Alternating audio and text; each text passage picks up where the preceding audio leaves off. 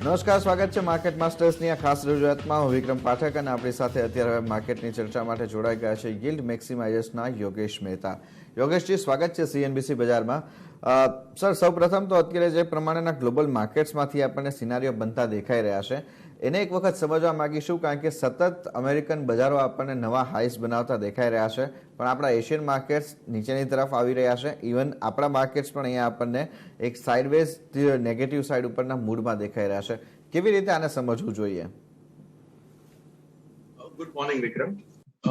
સૌપ્રથમ તો જે ગ્લોબલ માર્કેટ આપણે જે વિચારીએ છીએ તો એમાં ગ્લોબલ માર્કેટમાં છે અત્યારે ત્યાં આગળ જે લિક્વિડિટી સિસ્ટમ જે છે એ સિસ્ટમમાં ઘણી બધી છે અને ત્યાંનું જે ગ્રોથ રેટ જે છે એ અને જે પિકઅપ છે retail sales plus home sales, તો એ બધા જે આંકડા છે ઇકોનોમીના, એ બધા ઇકોનોમી ઓપનિંગ અપ પછીના જે આંકડા છે ઘણા સારા રહ્યા છે.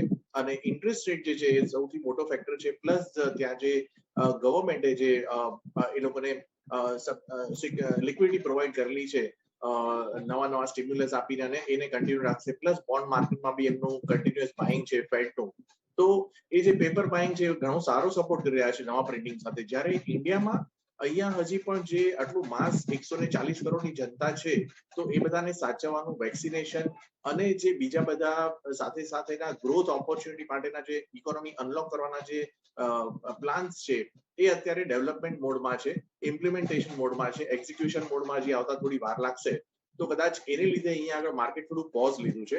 સેકન્ડ રીઝન આપણે એ પણ કહી શકીએ કે અત્યારે આપણે જે ફાસ્ટ રનઅપ જોયો છે માર્ચ 2020 થી લઈને એપ્રિલ 2020 થી લઈને જુલાઈ 2020 સુધી ઓર જૂન 2020 સુધી, તો હવે થોડો અહીંયા પોઝ આવ્યો છે, કારણ કે પ્રાઇઝીસ જે છે એ બધા વેલ્યુની આગળ નીકળતા જાય છે. તો કદાચ એને લીધે પ્લસ એફઆઈ નું જે થોડું ડાયવર્સિફિકેશન થઈ રહ્યું છે ઇન્ડિયામાં, એમનું અત્યારે આપણે જોઈએ તો જે ઘણું બધું સેલિંગ દેખાય છે. એવરીડે લગભગ એવરેજ એમનું 1600 થી 1800 કરોડનું આખા જુલાઈ મહિનામાં રહ્યું છે સેલિંગ એવરીડે નું કેશ માર્કેટમાં.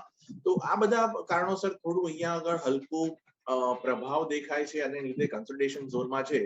અને મિડ કેપ ને સ્મોલ કેપમાં એમની પોતાની જ ફેન્સી અલગ છે.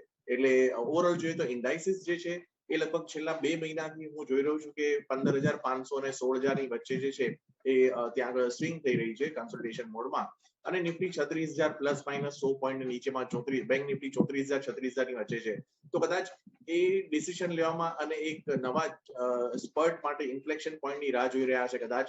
અને Q1 ના જે નંબર્સ આવી રહ્યા છે એ ઘણા કમ્પેરેટિવલી સારા આવી રહ્યા છે એક બે અપવાદ કરતા.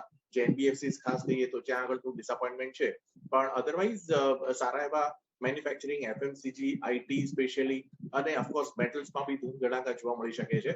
તો એ બધું જોતા એવું લાગે છે કે કદાચ Q2 નંબર્સ પછી કદાચ માર્કેટને થોડું ડાયરેક્શન મળે, પણ જો કોઈ ડિસઅપોઇન્ટમેન્ટ હશે તો અહીંયાથી મેજર ઝટકો પણ આવી શકે છે. So we are at a inflection point on both the sides.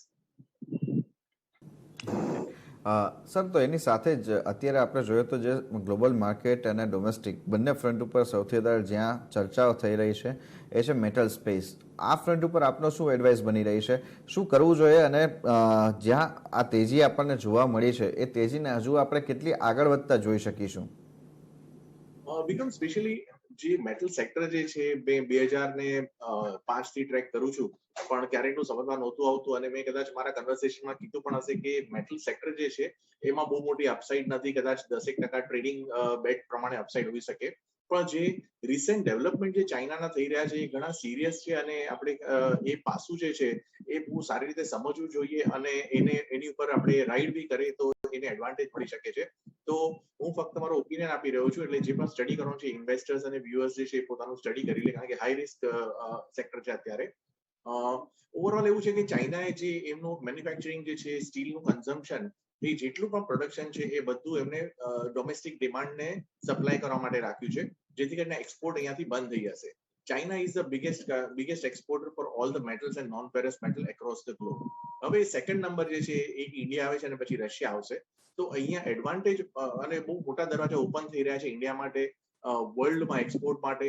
જે નવી કેપેસિટી એક્સપાન્શન માટેના પ્રોગ્રામ જે છે અહીંયાની domestic company Tata steel, even Jindal steel, JSW steel, જેટલા પણ નામ આપણે આપી લાર્જ કેપ કંપનીના, તો બધાના અત્યારે પ્રોજેક્શન જે એમના એક્સપાન્શન પ્લાન્સ જે છે એ ઓલરેડી કમ્પ્લીટ થઈ ગયા છે. અને જે એમની જેટલા મેન્યુફેક્ચરિંગ કેપેસિટી જે છે એમાં લગભગ 25 થી 35% વધારો થયો છે. પ્લસ રિયલાઇઝેશનમાં જે ગ્લોબલી પ્રાઇસીસ વધતા જાય છે, નોન ફેરસ મેટલના અને ફેરસ મેટલના પેલેટ પ્રાઇસીસ, એ બધા ડાયરેક્ટલી બોટમ લાઇનમાં ફ્લો થશે. જેમ આપણે કહીએ કે એકવાર ફિક્સ કોસ્ટ થઈ ગઈ છે, તો ફિક્સ કોસ્ટ થયા પછી જે પણ રિયલાઇઝેશનમાં હાયર પ્રાઇસ મળશે એ એબિટા પર ટન પર સુધારો જોવા મળશે. ત્રીજું વસ્તુ એ છે મેન કે આ બધી કંપનીઝ જે છે એમની જે ડેટ હતી હાઈ લેવલ પર હતી, એ ડેટ લેવલને ક્વાર્ટર ઓન ક્વાર્ટર દર ક્વાર્ટરે જ્યાં જ્યાં પણ કેશ ફ્લો એમના જનરેટ થઈ રહ્યા છે એ રિડ્યુસ કરવા માટે જોઈ રહ્યા છે, કારણ કે નવા જે પૈસા જે છે કેપેસિટી એક્સપાન્શન માટે વપરાઈ ગયા છે. તો ડેટ રિડક્શન માટેનું જે એમનું અત્યારે જે પ્લાન છે એનાથી ઇન્ટરેસ્ટ કોસ્ટ ઘટી જશે. તો જે આપણે બેલેન્સ શીટ અને પ્રોફિટ એન્ડ લોસ સ્ટેટમેન્ટમાં બહુ મોટો જમ્પ જોવા મળશે. તો જો આ ચાઇનાનું પરિબળ જે છે અને જો એ કન્ટિન્યુ રહેશે ફોર 2-3 ક્વાર્ટર્સ, તો અહીંયાથી મેટલ સેક્ટર હજી પણ વન્ડર્સ બતાવી શકે છે. ફરીથી હું આમાં ડિસ્ક્લેમર આપીશ કે હાઈ રિસ્ક સેક્ટર છે. ક્યારે પણ કઈ નવું ડેવલપમેન્ટ ચાઇના તરફથી આવે છે, ગ્લોબલી કોઈ એમનું નવું સ્ટેટમેન્ટ આવે છે સપ્લાય માટેનું અથવા એક્સપોર્ટ માટેનું, તો એ ઇમ્પેક્ટ કરી શકે છે.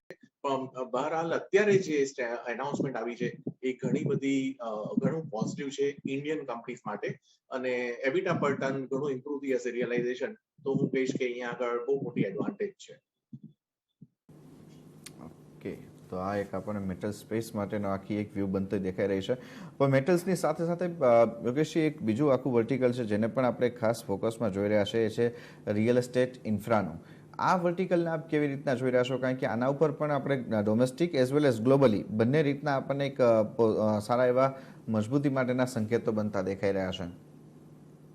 તો વિક્રમ, રિયલ એસ્ટેટ સેક્ટર છે એ મને ખૂબ જ ઇન્ટરેસ્ટ છે આમાં, અને મને લાગે છે કે જે પ્રમાણે અત્યારે આપણે પેન્ડેમિકમાં રોક બોટમ પ્રાઇસીસ જોયા છે, પ્લસ ડિમાન્ડની પણ આપણને જોવા મળી છે કે ડિમાન્ડ ઘણી વધારે છે, જે આખું ઇકોનોમીનું જે પિક્ચર હતું એના કરતા આખો અલગ જ આભાસ ઉભો થઈ ગયો હતો. અને એની બદલે રિયલ એસ્ટેટ સેક્ટરમાં તમે ડિમાન્ડ જુઓ મેટ્રો સિટીઝ, નોન મેટ્રો સિટીઝમાં, તો સારું પિકઅપ જોવા મળ્યું છે. જેમની ડીલ વેલ્યુ જે છે એ પણ સારી એવી થઈ છે, અને ઇન્વેન્ટરી લેવલ ઓછા થઈ ગયા છે. તો જ્યાં જ્યાં આ બધી, અને પ્લસ લોએસ્ટ ઇન્ટરેસ્ટ રેટ ચાલી રહ્યા છે, જે હોમ લોન અવેલેબલ હતી અત્યારે 9.9 થી 10% આસપાસ, એ હવે 6.5-7 ની એવરેજમાં મળી રહી છે. તો એ પ્રમાણે જોતા સારો ઇન્ટરેસ્ટ આવી રહ્યો છે. દેટ ડઝ નોટ મીન કે લોકોને જરૂર નહીં હોય તો પણ ખરીદી કરશે, પણ જે ન્યુક્લિયર ફેમિલી કન્સેપ્ટ ચાલી રહ્યો છે અને વર્ક ફ્રોમ હોમ કન્સેપ્ટ ચાલી રહ્યો છે, તો કદાચ એમાં અહીંયા બુસ્ટર થઈ શકે છે. સેકન્ડલી, જે બધી કંપનીઝ જે છે જેમાં ડેટ ફ્રી કંપનીઝ હશે, તો મને એવું લાગે છે કે રિયલ એસ્ટેટ સેક્ટરમાં જે કંપની સસ્ટેન કરી ગઈ છે, અને આપણે ઓલ ટાઈમ હાઈ પ્રાઇસીસ જે જોયા છે એના કરતા લગભગ અત્યારે લોએસ્ટ લેવલ પર 10% માર્કેટ કેપ થઈ ગઈ હતી, જે કદાચ હવે 20%-25% માર્કેટ કેપ પર અવેલેબલ હશે. તો મારા હિસાબે અહીંયા ઘણી બધી ઓપોર્ચ્યુનિટી છે. ડેટ ફ્રી કંપનીઝ જે છે, ઝીરો ડેટ કંપનીઝ જે છે, અને પ્લસ જેમને પોતાની લેન્ડ બેંક છે, જેમાં આપણે દિલ્હી એનસીઆર ગણીએ તો DLF છે, ઘણી સારી બેલેન્સ શીટમાં ટર્ન અરાઉન્ડ થઈ રહ્યું છે, ડેટ રિડક્શન થઈ રહ્યું છે, અને ઇન્વેન્ટરી લેવલ ઘણા ઓછા થઈ ગયા છે. પ્લસ પેન્ડેમિકમાં અમને પાર્ટનરશિપમાં જ્યાં પણ રેન્ટલ હતું એની સાથે સારું એવું એમને જેવી રાખી અને કોમ્પ્રોમાઇઝ કરીને ઘણું એમને સાચવ્યા છે. તો કદાચ એ જોતા એવું લાગે છે કે લોંગ ટર્મ એમનો જે એગ્રીમેન્ટ હશે એ આગળ જતા 3-5 વર્ષ માટે પણ વિઝિબલ થઈ રહ્યા છે.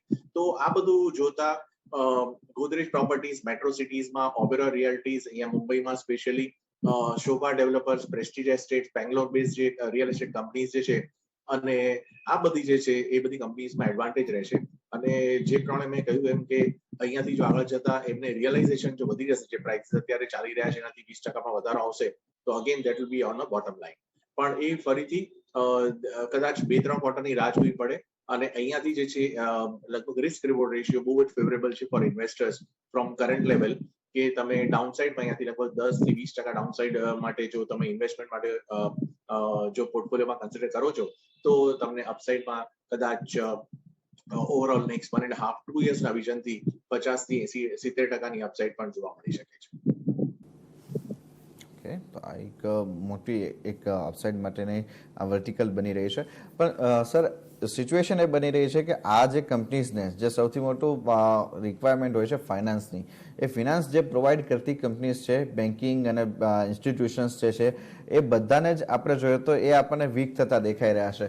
આ પર્સપેક્ટિવને આપ કેવી રીતના જોઈ રહ્યા છો? બેન્કિંગ અને ફિનાન્શિયલ સેગમેન્ટ જે છે એના ઉપર આપનો વ્યૂ શું બની રહ્યો છે? કારણ કે જે પ્રમાણેની વીકનેસ આપણે રિસેન્ટ ટાઈમમાં જોઈ છે, આ વધારે સમય પ્રિવેલ થાય એવી સંભાવનાઓ દેખાઈ રહી છે જો આપણે બીજા બધા સેક્ટરની અંદર ગ્રોથ જોઈ રહ્યા છીએ તો? વિક્રમ, આમાં એક કોન્ટ્રા વ્યૂ મારો રહેશે કે જે રિયલ એસ્ટેટને જો આપણે કન્સર્ન કરીને જો આ સવાલ હોય તો એમાં આરઈઆઈટી વાયા અને પ્રાઇવેટ ઇક્વિટી વાયા ફ્લો આવી રહ્યા છે. બેંકને તો પરમિશન એમની ડિસકન્ટિન્યુ થઈ ગઈ, તો બેંક્સ એમાં લેન્ડ નથી કરી રહી ડાયરેક્ટ ડેવલપર્સને, પણ હોમ લોન માટે અવેલેબલ છે. સેકન્ડલી, હવે જો એનબીએફસીમાં આપણે વાત કરીએ તો જે લેન્ડિંગ બિઝનેસ જે છે એમનો, એ અત્યારે બે રીતે હેમ્પર થઈ રહ્યો છે, એમને અસર થઈ રહી છે negative. Number 1, as a consumer અત્યારે જે નવા આપણે જે અનનેસેસરી લક્ઝરિયસ અને ડિસ્ક્રિશનરી સ્પેન્ડિંગ જે આપણે કહીએ સારા શબ્દોમાં, તો એ ડિસ્ક્રિશનરી સ્પેન્ડિંગ અત્યારે થોડું કટ ડાઉન થઈ ગયું છે. તો એને લીધે નવી લોન્સ જે છે એ અત્યારે ડિસ્બર્સમેન્ટમાં એમને અત્યારે ત્યાં આગળ અવરોધો ઉભા થઈ રહ્યા છે. કોસ્ટ ઓફ ફંડિંગ જે છે ભલે એમનું નીચે આવ્યું છે, પણ કોસ્ટ ઓફ ડિપોઝિટ છે જે થોડી ઘણી અત્યારે સ્ટેબલ છે, પણ કદાચ એવું લાગે છે કે આ બોટમમાં છે, અહીંયાથી વધારે એમને આ રેટમાં ડિપોઝિટ મળવી મુશ્કેલ છે. સેકન્ડ પાસું જો આપણે એનબીએફસી કંપની તરફથી જોઈએ તો એ લોકોને પણ એટલું જ અત્યારે જે જૂના એમના જે બેલેન્સ એસેટ જે ક્વોલિટીઝ ડિટેરિએટ થઈ ગઈ છે, એમાં જે રાઇટ ઓફ કર્યા છે એનપીએ લેવલમાં, તો એ એનપીએ લેવલ વધારે વધે નહીં એની ખાસ તકેદારી રાખવા માટે એ લોકો છાશ ફૂકીને પી રહ્યા છે. તો નવું જે લેન્ડિંગ જે છે, અગર હું આજે લોન માટે જાઉં છું તો એ લોકો મારી પાસે પેલા જે 3 પેપર ને 5 પેપર ચકાસતા હતા, એ આજે કદાચ 10 થી 12 પેપર ચકાસશે અને પછી એ એમાં ડિસ્બર્સમેન્ટ માટે રાજી થશે. તો એ જોતા એવું લાગે છે કે ઓટો લોન જે છે, પર્સનલ લોન જે છે, રિટેલ લોન્સ જે છે, કાર્ડ લોન્સ જે છે, એ બધામાં એમને જે એનપીએ ક્રિએટ થઈ રહ્યા છે, એ બહુ મોટું અત્યારે પાસું જે છે એમના માટે નેગેટિવ ફેક્ટર થઈ રહ્યું છે. અને સામે બે રીતે બ્રેક લાગે છે કે નવું ડિસ્બર્સમેન્ટ સ્લો ડાઉન થશે, નવી જે ડિપોઝિટ લઈ રહ્યા છે એમાં સ્લો ડાઉન છે, નવું જે લેન્ડિંગ છે એમાં એ લોકો પોતે ડિસ્ક્રિશનરી સ્લો ડાઉન કર્યું છે. તો એ બધું જોતા એવું લાગે છે કે અત્યારે એ લોકો એવા જંકચર પર છે કે ડિસાઇડ નથી કરી શકતા કે હવે બિઝનેસ ગ્રો કરવો કે બેલેન્સ શીટને ગ્રો કરવી. તો એ બધું પણ લાગે છે હજી બી લગભગ 2-3 ક્વાર્ટર નીકળી જશે. આજ મારો વ્યૂ છે છેલ્લા 2 ક્વાર્ટરથી કે એનબીએફસીસ ને અવોઇડ કરવાની છે, સિવાય કે આપણે 1-2 નામ જે છે જે બેન્ચમાર્ક બેરોમીટરમાં લીડર છે, બજાજ ફાઇનાન્સ, ડિજિટલ ટ્રાન્સફોર્મેશન થઈ રહ્યા છે, તો એ એક અપવાદરૂપ છે. પણ rest of the tier 2 tier 3 આપણે મહિન્દ્રા એન્ડ મહિન્દ્રા ફાઇનાન્સના બી રિઝલ્ટ જોયા, ઇવન એલએનટી ફાઇનાન્સના રિઝલ્ટ જોયા, તો એ બધા ડિસઅપોઇન્ટમેન્ટ ક્રિએટ કરી રહ્યા છે. તો હવે હું એને એનબીએફસીસ ને અત્યારે લગભગ આવતા 2 ક્વાર્ટર માટે ઓલમોસ્ટ અવોઇડ કાઇન્ડ ઓફ મારું ઓપિનિયન રહેશે. સાથે જ સર એક આખું વર્ટિકલ જોઈએ હાઉસિંગ ફાઇનાન્સ કંપનીઝનું, એ પણ આપને લાગે છે કે આપણે અવોઇડ કરવું જોઈએ? કારણ કે રિસેન્ટલી આપણે જોયું તો જે એલઆઈસી હાઉસિંગ ફાઇનાન્સના પરિણામો જોયા, તો એમના તરફથી આપણે જોયું તો ખાસ કરીને એમની એસેટ ક્વોલિટીના ફ્રન્ટ ઉપર આપણને કોઈ મેજર ડિટેરિએશન આવતું નથી દેખાયું. પર્ટિક્યુલરલી વિક્રમ, એલઆઈસી હાઉસિંગ ફાઇનાન્સ મેં નંબર હજી મારે રિપોર્ટ મેં એટલા ડિટેલમાં નથી વાંચ્યા, પણ જે પ્રમાણે મેં ફર્સ્ટ કટ જોયો છે તો એ જોતા એવું લાગે છે કે ટોપ લાઈન નંબર્સ જે છે એમાં એમને ક્વાર્ટરને વાય ડીગ્રોથ બતાવ્યો છે, અને પ્રોફિટેબિલિટી જે છે, પ્રોવિઝન્સમાં અત્યારે ઘણો બધો એમનો પ્રોફિટ જે છે એ અત્યારે વપરાઈ ગયો છે. તો I think LIC housing per se again it's like a PSU company. તો જેમ આપણે કેનફિન હોમ જોયું, જ્યાં આગળ ભલે લો ટિકિટ સાઇઝ છે, બંને કમ્પેરેબલ નથી જે ટિકિટ સાઇઝ પ્રમાણે લોનની છે, તો એવરેજ ટિકિટ સાઇઝ કેનફિન હોમની નાની છે, પ્લસ 75 to 80% જે છે એ વ્હાઇટ કોલર જોબને એ લોકો લેન્ડ કરે છે. સિમિલરલી એલઆઈસી હાઉસિંગ ફાઇનાન્સમાં પણ લગભગ 50 થી 55% વ્હાઇટ કોલર જોબને એ લોકો લેન્ડિંગ કરી રહ્યા છે, પણ ટિકિટ સાઇઝ થોડી હાઈ છે. તો બંનેના કોન્ટ્રાડિક્ટ છે. કેનફિન હોમે જે રિઝલ્ટ આપ્યું છે ઘણું પોઝિટિવ આપી રહ્યું છે અને કોમેન્ટ્રી બી સારી છે, જ્યારે એલઆઈસી હાઉસિંગમાં કોસ્ટ ઓફ ફંડ પણ વધી ગઈ છે, અને જે એનઆઈએમ્સ જે છે એ લગભગ છેલ્લા 12 થી 15 ક્વાર્ટરના લોએસ્ટ પર ચાલી રહ્યા છે, અને પ્રોવિઝન ઘણું હાઈ થઈ ગયું છે. તો જે એસેટ ક્વોલિટી છે થોડી ડિટેરિએટ થઈ રહી છે. તો મને એવું લાગે છે કે એલઆઈસી હાઉસિંગ ફાઇનાન્સ અત્યારે જે પ્રાઇસ ટુ બુક રેશિયો મળી રહ્યા છે અને જે પ્રાઇસ ચાલી રહ્યો છે અત્યારે, એ બંને મને એમ લાગે છે કે better to avoid at this point in time. Okay sir, તો હવે આપના મતે અત્યારે કયા એવા વર્ટિકલ્સ કે કયા એવા સેક્ટર્સ જોવા જોઈએ, અને ઇવન જો કોઈ સ્ટોક્સ પણ તમે સજેસ્ટ કરી શકો કે જેમાં અત્યારે હજુ પણ એન્ટ્રી લેવા માટેના સારો સમય છે? જો આપણે લોંગ ટર્મ માટે જો જોઈ રહ્યા હોય કે આવતા 2 થી 5 વર્ષ કે 3 થી 5 વર્ષ માટે, તો ઇન્સ્યોરન્સ સેક્ટર જે છે એ ઘણું પોઝિટિવ રહેશે અહીંયાથી. ભલે એમાં કરેક્શન આવી રહ્યું છે, અને અમુક સ્ટોકમાં આઈસીઆઈસીઆઈ પ્રૂ જેવા સ્ટોકમાં કરેક્શન પણ નથી આવ્યું. તો HDFC life, ICICI Lombard, general insurance જે પ્રમાણે આપણે જોઈ રહ્યા છે કે જે સિચ્યુએશન ડેવલપ થઈ રહી છે, પ્લસ સ્પેશિયલી આ મોન્સૂનમાં પણ આપણે જોયું કે અત્યારે ઘણા બધા મહારાષ્ટ્રમાં અને નોર્થ સાઇડમાં ઘણા બધા કેલામિટીઝ થઈ રહ્યા છે. તો એ બધામાં ઇન્સ્યોરન્સ જે છે એ આપણે એમ જોઈએ કે એ લોકોને ઘણું નુકસાન થઈ રહ્યું છે. પણ જો પેનિટ્રેશન લેવલ વધી જશે, અત્યારે પેનિટ્રેશન લેવલ લગભગ 4% બી ઓછું છે પોપ્યુલેશનના, તો ત્યાં જે 2.5% પોપ્યુલેશન વધારે અહીંયા જો ઇન્સ્યોરન્સ માટે અવેરનેસ આવી જશે, be general insurance or life insurance in terms of term insurance, તો એમની જે આવક જે છે એ ઘણી અહીંયાથી સ્પર્ટ થઈ જશે. તો એક ઇન્સ્યોરન્સ સેક્ટર જે છે એમાં મને એવું લાગે છે કે અહીંયાથી ઘણું સારું એડવાન્ટેજ જોવા મળશે. સેકન્ડલી, ઈવી સ્ટેટમેન્ટ જે છે, આપણે ઇલેક્ટ્રિક વ્હીકલ જે કહી રહ્યા છે, પણ એને હજી લગભગ 3 થી 5 વર્ષની વાર લાગશે. પ્રાઇઝિંગ પાવર જે છે એ ઘણો અત્યારે અનફેવરમાં છે, તો એને એટલું કદાચ આપણને જોવા ન મળે. પણ જેના ઓટો એન્સિલરીઝ કંપનીઝ જે છે એમાં અત્યારે જોવા માટે જોઈ શકાય છે આવતા 2 થી 5 વર્ષ માટે, કે જ્યારે બી આ ટર્નઅપ થશે તો જેમ લગભગ અત્યારે 8,000 થી 9,000 મૂવિંગ પાર્ટ્સ જે છે લાગે છે નોર્મલ કારમાં, તો એની બદલે હવે લગભગ લેસ ધેન 20 પાર્ટ્સ લાગશે. તો એમાં જ્યાં આગળ સ્પેશિયલાઇઝેશન હશે એ બધા લોંગ ટર્મ માટે સારા લાગી રહ્યા છે. અને થર્ડ વસ્તુ જે છે એમાં મારા ખ્યાલથી હજી પણ જો આપણે જોઈએ તો સેક્ટર વાઇઝ પીએસયુ બેંક્સ જે છે, જેમ આપણે રિયલ એસ્ટેટમાં જોઈ રહ્યા છે કે અત્યારે બોટમ પર ચાલી રહ્યા છે, અને જે વેલ્યુ જે છે એમાં દેખાઈ આવે છે, અને પ્રાઇસ પોઈન્ટ જે છે, રિસ્ક રિવોર્ડ રેશિયો ઘણો સારો છે. તો ગઈકાલે આપણે યુનિયન બેંકના બી નંબર જોયા, એસબીઆઈ પણ નંબર આપશે. તો યુનિયન બેંકના નંબરમાં એસેટ ક્વોલિટી ઘણી સ્ટ્રોંગ થઈ રહી છે. એનપીએ લેવલ પ્રોવિઝન લીધે લોકોએ ઘટાડ્યું નથી, પણ પ્રોવિઝન ઘણા સારા છે, બેટર છે. તો બધી જ કંપની, કેનરા બેંક છે, એસબીઆઈ છે, એમાં આપણે એસેટ ક્વોલિટી જે છે અને રિસ્ટ્રક્ચર બુક જે છે એ નંબર્સ જોવા રહે છે. અહીંયાથી ડાઉનસાઇડ મને લાગે છે ઓછી છે, અને રિસ્ક રિવોર્ડ ફેવરેબલ છે. પીએસયુ બેંક્સમાં કદાચ વેઇટિંગ પીરિયડ હોઈ શકે કે આપણે એમ વિચારતા હોય કે સ્ટોક્સના ભાવ વધતા નથી વધારે, અને નિફ્ટી સાથે કમ્પેર કરો કે 14,000 થી 16,000 થઈ ગઈ, અને આના ભાવ હજી લગભગ જે વધવા જોઈએ એની કરતા ઓછા અંડર પરફોર્મન્સ છે. પણ I think PSU bank is one where one can look at. અને ઇન્ડિવિજ્યુઅલ સ્ટોક સ્પેસિફિક મિડકેપમાં ઘણા બધા સ્ટોક્સ હોઈ શકે છે, પણ એ નામ આપવા અત્યારે અવોઇડ કરીશ, કારણ કે અનલોક ઇકોનોમી થીમ જે છે એના પર પણ અહીંયાથી પ્લે કરવું જોઈએ. Even PVR, but this or four long term છે. ઇમિડિયેટ 1 મંથ 2 મંથ્સ માટે કોઈ જો એને કમ્પેર કરશે તો એ બહુ મુશ્કેલ થઈ રહેશે. તો I feel these are few names. અને જે બેન્કિંગમાં હું કહીશ કે અહીંયાથી આઈસીઆઈસીઆઈ બેંક જે છે એ ઘણું, જેમ આપણે મેરેથોન રેસમાં અચાનક જ જે લાસ્ટ પ્લેયર કે વચ્ચેનો પ્લેયર છે એ ટોપ 3 ની પોઝિશનમાં આવી જાય, એવી રીતે આઈસીઆઈસીઆઈ બેંકે જે રનઅપ લીધો છે, એસેટ ક્વોલિટી પરફોર્મન્સ, એનઆઈએમ પરફોર્મન્સ, એમનો જે એનપીએ લેવલ પ્રોવિઝન્સ, એ બધી જ જગ્યાએ, અને રિસ્ટ્રક્ચર બુક બધી જ રીતે લગભગ એને 5 સ્ટાર જેવું પરફોર્મન્સ આપ્યું છે લાસ્ટ 3 ક્વાર્ટરથી. એવું નથી કે આ Q1 ના નંબરમાં આને માટે રીરેટિંગ થઈ રહ્યું છે. I think there is a great re-rating opportunity available. અને અત્યારે જે 680 ને એવું આસપાસ પ્રાઇસ ચાલી રહ્યો છે, તો which is showing 2.5 to a little less than 2.5 times price to book. So it is a great way to go ahead further.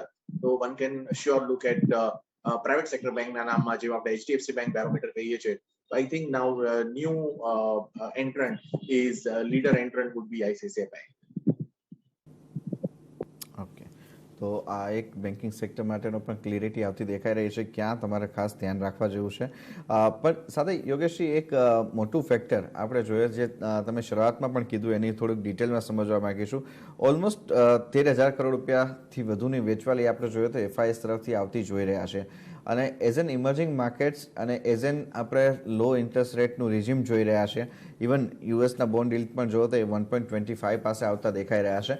આ જે આખો ફ્લો છે, જે આઉટફ્લો થયો છે, એમાં ઇનફ્લોમાં ટર્ન થવા માટે થઈને શું ફેક્ટર્સ રહેશે, અને એ કદાચ જો ઇનફ્લો થશે તો કયા વર્ટિકલ્સને વધારે પસંદ કરશે? આમાં વિક્રમ, હું એમ કહીશ કે જે અત્યારે 1992 થી જે પોલિસી આપણે ઇમ્પ્લિમેન્ટ કરી હતી, ત્યારથી એફઆઈ ફ્લોઝ કન્ટિન્યુઅસ આવ્યો છે. અપવાદરૂપ છે જ્યારે ગ્લોબલ સિચ્યુએશન ટર્મોઇલમાં ગઈ હતી ત્યારે આઉટફ્લો જોયો છે.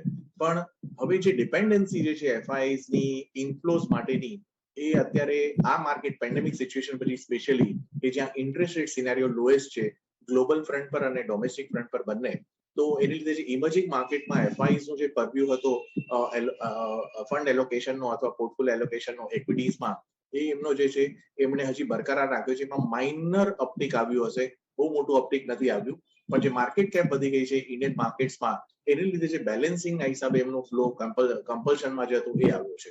ઓવરઓલ તમે જુઓ તો લાસ્ટ યર કરતા એમનો ઇનફ્લો એફઆઈ એટલે ફાઇનાન્શિયલ યરની પણ કેલેન્ડર યર કહીશ, કેલેન્ડર યર 20 કરતા કેલેન્ડર યર 21માં જે ઇનફ્લોઝ છે ઓલમોસ્ટ 6 મહિના થઈ ગયા છે, 7 મહિના, પણ હજી પણ એ ટેન્ડમમાં એ એવરેજ પર નથી આવ્યો. સેકન્ડલી હું કહીશ, ઇમ્પોર્ટ જે આપણે ઇમ્પોર્ટન્સ જે છે એફઆઈઝ ના ફ્લોનું એ હવે ધીરે ધીરે ઓછું થતું જાય છે, કારણ કે ડોમેસ્ટિક ફ્લો, એસઆઈપી ફ્લો તમે જુઓ number month on month increase થતા જાય છે. ભલે માર્કેટ વધે છે પણ એમાં એસઆઈપી નંબર્સ જે ઇન્ફ્લો આવી રહ્યા છે, મ્યુચ્યુઅલ ફંડના જે આંકડા આવી રહ્યા છે ઇન્ફ્લોઝના, એમાં ક્યાંય આપણને ઘટાડો જોવા નથી મળતો. લિક્વિડ ફંડમાંથી ટ્રાન્ઝિશન થઈને ફરીથી ઇક્વિટીઝમાં આવે છે, નવા નવા ફંડ લોન્ચ થઈ રહ્યા છે, large cap fund, value fund, flexi cap fund જે નવો કન્સેપ્ટ છે. તો આ બધા ફંડમાં ઇન્ફ્લો આવી રહ્યો છે. તો આઈ ડોન્ટ ફોરસી કે એફઆઈઝ ના સ્લો ડાઉન થી કોઈ આપણને અહીંયા અસર થઈ શકે છે. સેકન્ડલી, ત્યાં જો બોન્ડ yield અત્યારે 1.2 1.21 આસપાસ ચાલી રહ્યા છે, તો એમનું જે એલોકેશન અત્યારે યુએસમાં વધારે કોન્સન્ટ્રેશન છે એમના ફંડનું, જે મેં કહ્યું એવી રીતે market cap Indian market cap વધવાથી જે રીબેલેન્સિંગમાં એલોકેશન વધ્યું છે, પણ વધારે પડતું મને અત્યારે એ લોકો જીડીપી આંકડા જોશે કદાચ સેકન્ડ ક્વાર્ટર ઓનવર્ડ્સના, એ પછી કદાચ ફ્લો એમનો ફરીથી આવવાનો ચાલુ થાય. પણ હાયર લેવલ પર એ લોકો પણ અહીંયા કોશિયસ છે, તો they are also not deploying money much. અને આપણે જે જોઈ રહ્યા છે, જેમ મેં કહ્યું કે મિડ થી લઈને જુલાઈ 1.5-2 મહિનાથી માર્કેટ 15,500 કે 15,400 16,000 ની વચ્ચે છે. પણ એમાં જે મિડ કેપ જે આઉટ પરફોર્મન્સ છે, એની માટે અમે લાસ્ટ મારા ઇન્ટરેક્શનમાં કહ્યું હતું, મેં ઘણા બધા નામ પણ આપ્યા હતા અને હું બહુ જ બુલિશ છું. એ બધા મિડ કેપ સ્પેસના જે કંપનીઝ જે છે, ત્યાં આગળ આપણને ઘણો સારો એવો વધારો જોવા મળ્યો છે. તો ઇન્ટરેસ્ટ અત્યારે મિડ કેપ સ્પેસમાં વધારે છે, જ્યાં આગળ એફઆઈઝ ને બહુ જ હેન્ડફુલ નેમ્સ જોવા મળે છે. રેસ્ટ જે છે લાર્જ કેપમાં એમને ઓપોર્ચ્યુનિટી અત્યારે ઇવન એચડીએફસી બેંકમાં પણ આઉટફ્લો જોવાનું અત્યારે એવું દેખાય છે કે આઉટફ્લો થઈને સ્વિચ થઈ રહ્યા છે પૈસા. તો લાસ્ટલી સર એક સવાલ એ રહેશે કે એક્ઝિટ અત્યારે લેવા માટે થઈને ક્યાં આપને લાગે છે કે પ્રોફિટ બુક કરવું જોઈએ? મને એવું લાગે છે સિલેક્ટ ફાર્મામાં, કે જ્યાં આગળ પેન્ડેમિક સિચ્યુએશનને લીધે ફેન્સી ક્રિએટ થઈ ગઈ હતી અને વેલ્યુએશન વાઇઝ પણ ત્યાં આગળ અત્યારે અપસાઇડ થોડી ઓછી છે, સિવાય કે કોઈ કંપનીને ઇન્ડિવિજ્યુઅલ રીઝનથી અપટીક મળી જાય, કારણ કે યુએસ એફડીએ નું ફરીથી જે તલવાર જે છે ફરીથી ચાલુ થઈ રહી છે એવું લાગે છે. આઈ ફીલ ફાર્મામાં જ્યાં આગળ પણ જે એલોકેશન ઓછું થઈ શકતું હોય, તો that is one opportunity.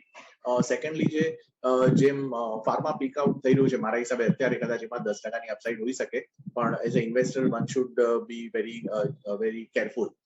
Secondly, large cap IT companies જે છે, જ્યાં આગળ આપણે બાયબેક્સ જોયા છે, ક્યાંક ક્યાંક બોનસ પણ જોયા છે, તો એ બધી જે લાર્જ કેપ આઈટી કંપનીઝ જે છે, એમાં મને લાગે છે કે હવે જે technology driven, digitization driven world જે છે, એ હવે જે પરફોર્મન્સ છે અને હાઈ બેઝ આવી ગયો છે, ક્વાર્ટર ઓન ક્વાર્ટર આપણે જો રિઝલ્ટ કમ્પેર કરીએ તો એ હાઈ બેઝ ઇફેક્ટ આવશે, તો હવે અહીંયાથી આગળ આઉટ પરફોર્મન્સ જોવું બહુ મુશ્કેલ છે.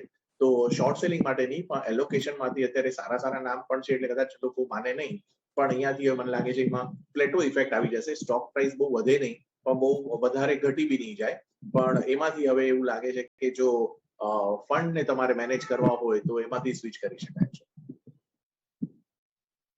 તો આપણને વ્યૂ બનતો દેખાઈ રહ્યો છે, ક્યાં તમારે થોડું પ્રોફિટ બુક કરવું જોઈએ, ક્યાં હજુ તમારે ખરીદદારી માટેની જગ્યા બનતી દેખાઈ રહી છે. ઘણો આભાર યોગેશજી, આપનો સમય ફાળવી આ સમગ્ર ચર્ચા કરવા માટેના સમગ્ર માહિતી આપવા માટે.